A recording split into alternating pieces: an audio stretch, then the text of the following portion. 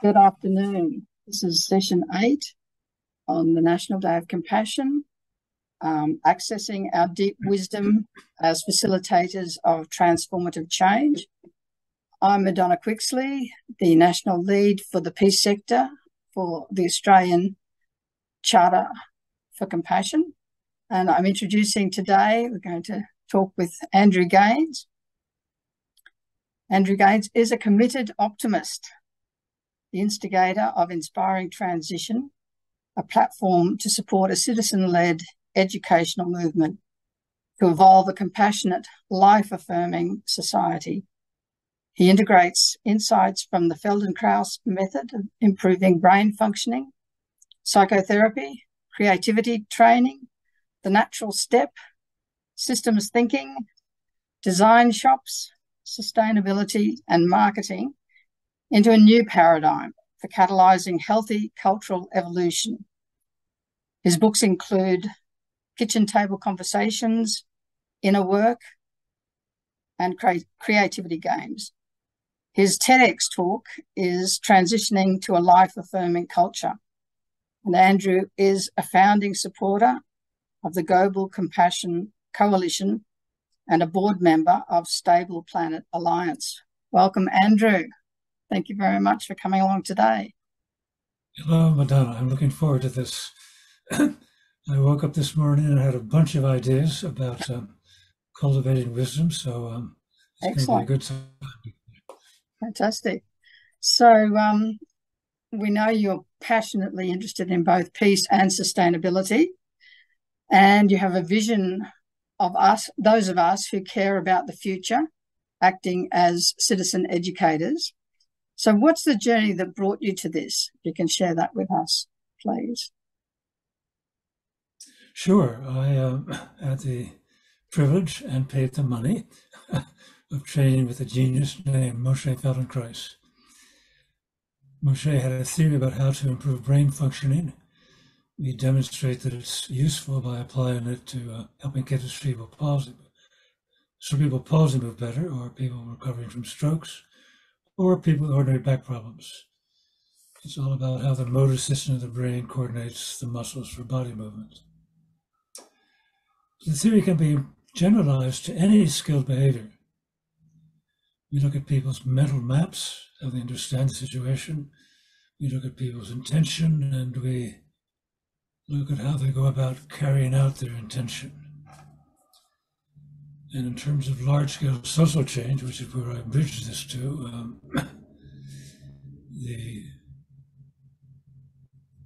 it's clear that we have a time of ecological stress.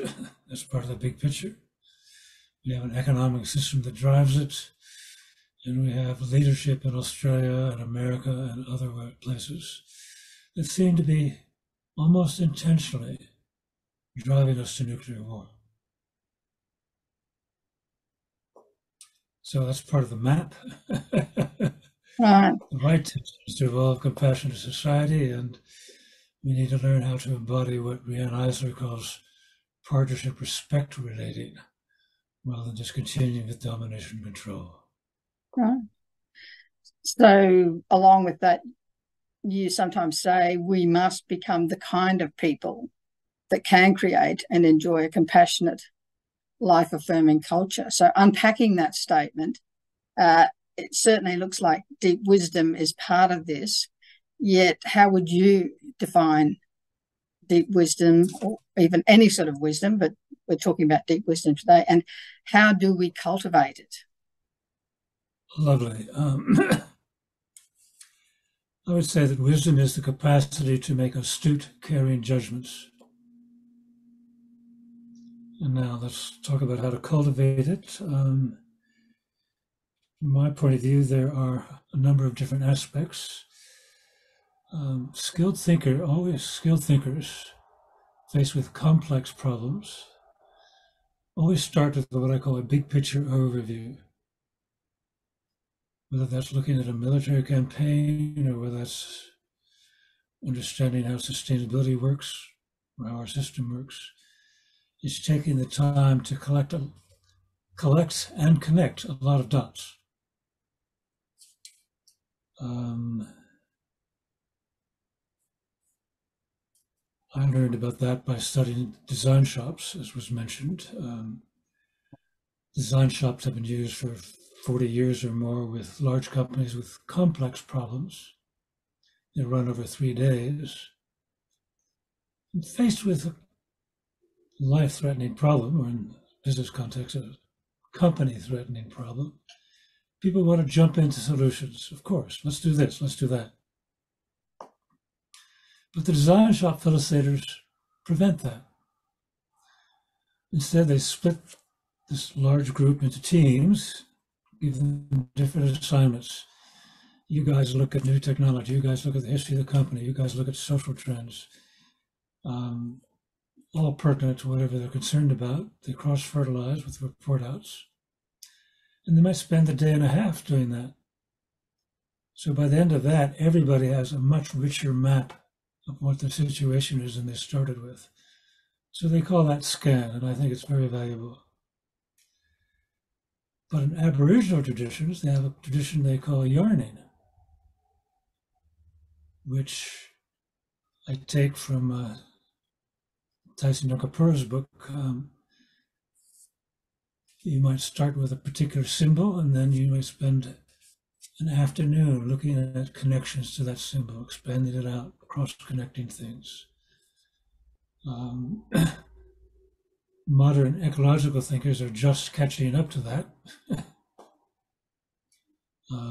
Our culture is really focused on climate change and reducing emissions.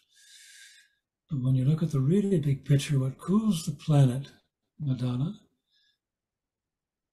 first, what heats the planet is not the greenhouse gases, it's just the lid on a pot.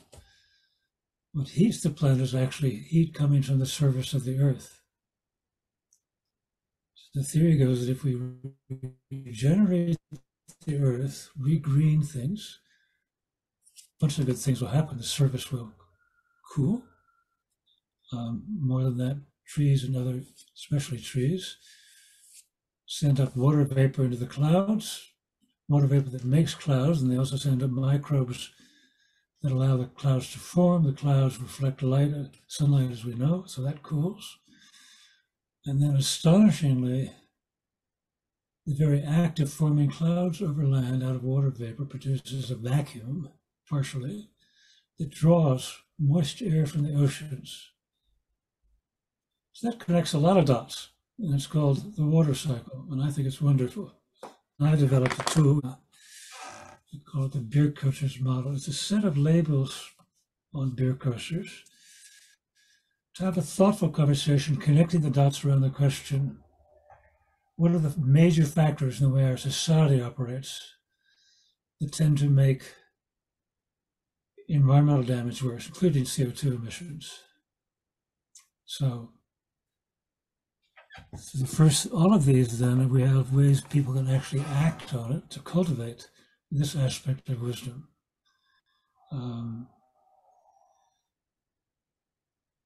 So, I mean, with the coasters and so forth, I guess a lot of people would want to know what's the motivation and what are the specific practices. Okay, this is a model of something called internal family systems therapy. It's based on the insight that we're all comprised of parts.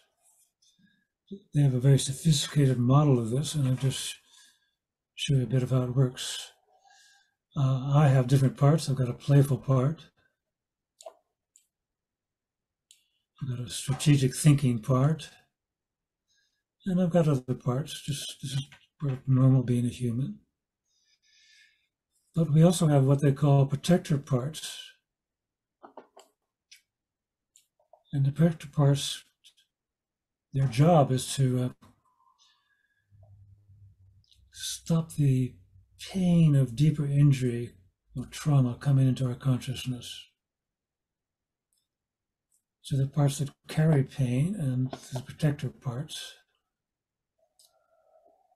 And they discovered that when the protector part moves aside and maybe the injured part partly moves aside, what emerges is what they call the core self.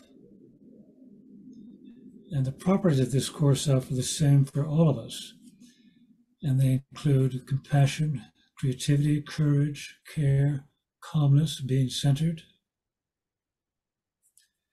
Now, the Buddhists have known this for millennia, that our core self is like this. But what excites me is that we now have tools that enable people to rapidly resolve emotional issues, resolve trauma, and gain access to the core self. And I wrote a small manual of 2 tools, 2 main ones, called Inner Work, Resolving Emotional Triggers. And the 2 techniques there are, one is called EFT. Many people know about it, the tapping technique. The other one is a visualization process to meet what I call problematic parts of ourselves. And when you meet them and dialogue with them, interact with them, things shift for the better, typically. In fact, always in my experience. And the reason I chose those 2 tools out of the many tools that are now effective is because they're easy for individuals to use. They're self-help tools. I can visualize, I can tap.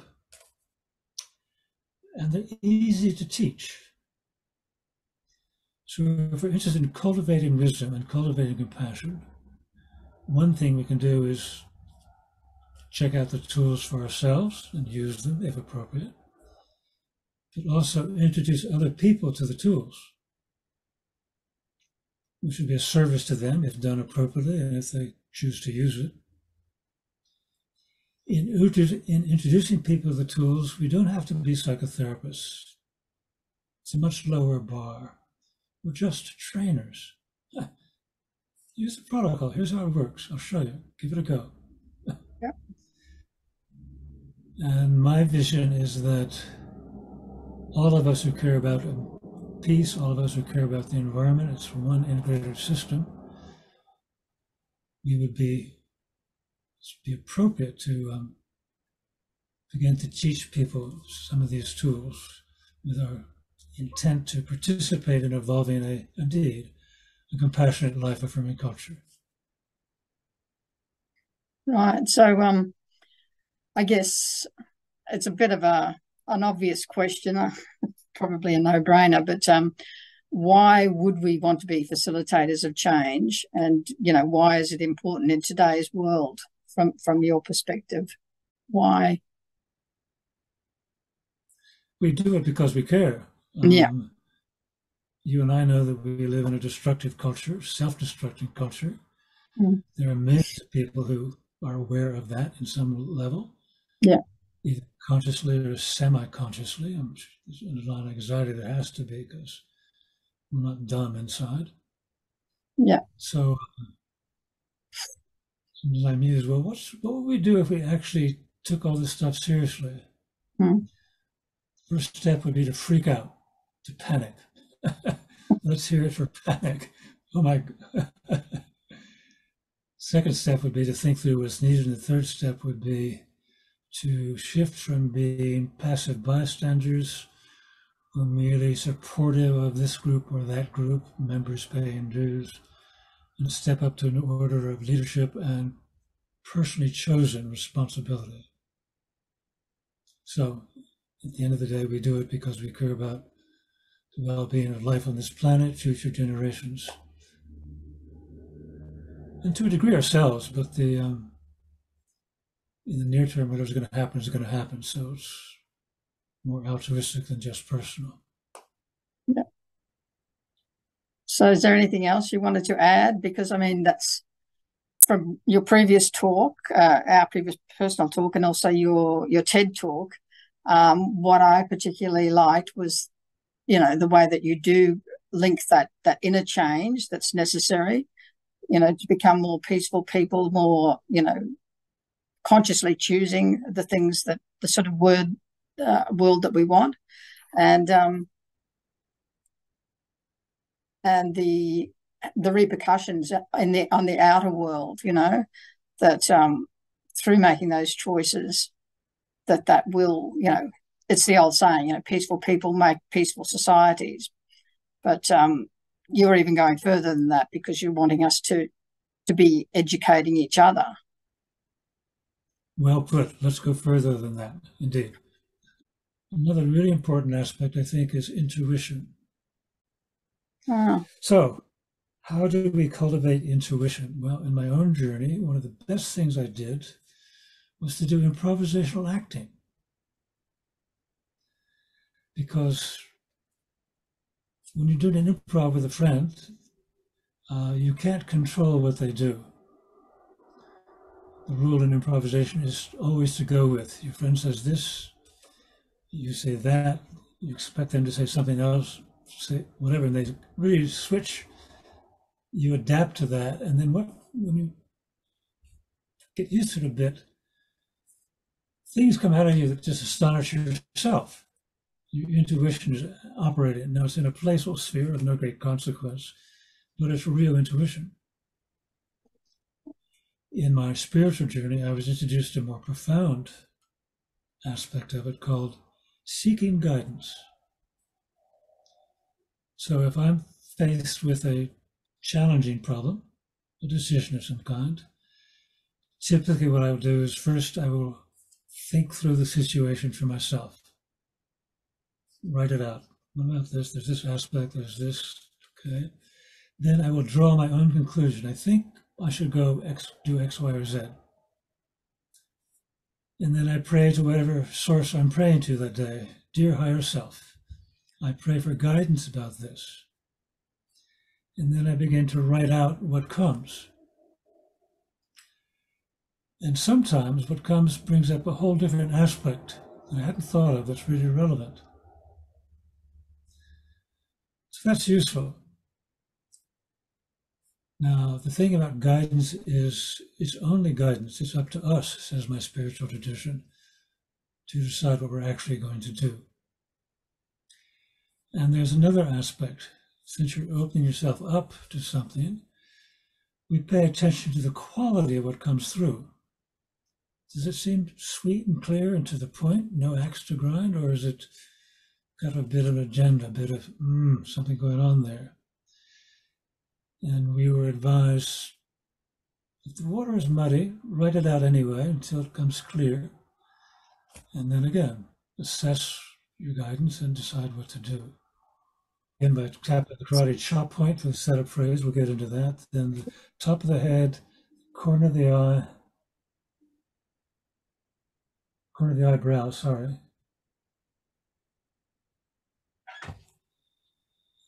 Eyebrow, you know, the eyebrow. Hard to say, okay. Corner of the eye. Under the eye, a bit awkward with your glasses, but under the eye on the bone there, that's good. Nose point. Chin clef. Where the collarbone joins the sternum, it's a little hollow there, and then under the arm. What's an issue you might like to get a shift on? Well, I'm feeling very nervous. Unusually. Nervous about? Sorry? And can you get more precise about it? So what are you nervous about here?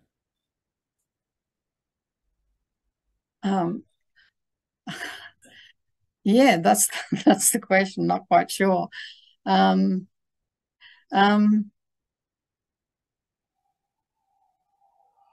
Yeah, it's hard to specify.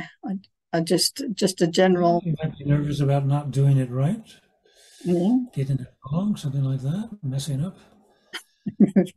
As we did with the screen share. Yeah, I don't know. So sorry, I'm very vague at the moment. So we like to get things precise, and sometimes it's helpful to go back indeed to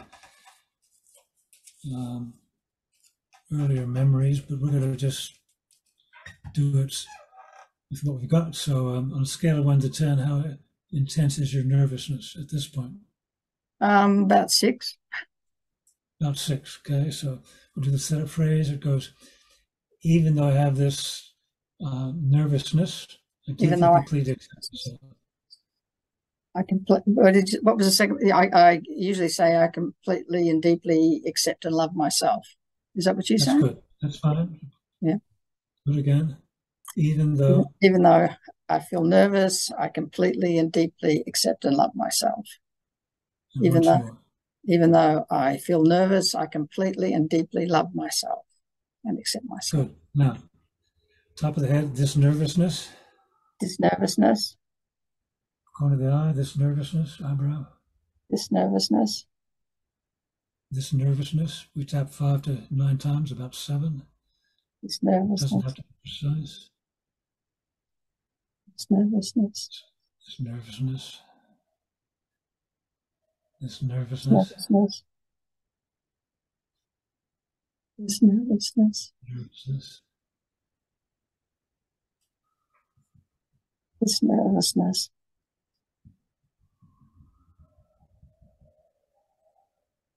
this nervousness. Okay, just pause a moment and just see what you feel like inside. Yep, I feel a bit better.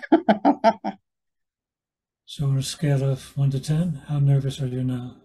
About 2.5. Right, so it's come down. Yeah. There's lots of demonstrations of EFT on YouTube. Yep. The originator of it and master of his craft is Gary Craig. You can look up the diagrams of the tapping points, all of that. So I would encourage everybody to give it a try. It's at times quite magical. Mm-hmm. It's not always instant, though. Sometimes there are many aspects, and you have to get all the aspects that trigger the reaction before you get a complete resolution. But when the resolution happens, it's permanent. Yay. Wow. That's really interesting, because one of the things that you said in your TED talk was that, it's so important to use these things because part of the reason why we aren't living in a world of peace and prosperity and heaven-like civilization is because we are being triggered all the time by these sort of inner elements. Absolutely, and it shows up politically as well as in our interpersonal relationships. So the first step is to notice what I call occasions of upset. Notice when you're a bit revved up, not quite calm, a bit out of our center. And then that can become a reason. I just had a fight with a friend, whatever, an argument. To do EFT or use the St. Francis process of visualization to resolve that so it doesn't happen next time. And I did that myself for years, and I moved from being really cut off from my feelings to about a decade ago noticing, oh, I'm having times of uncaused joy. And isn't that what we all want? Right, so we might end with a Buddhist prayer. Now, may you be free of suffering. May you know the joy of your own true nature. May you be happy. May you be at peace.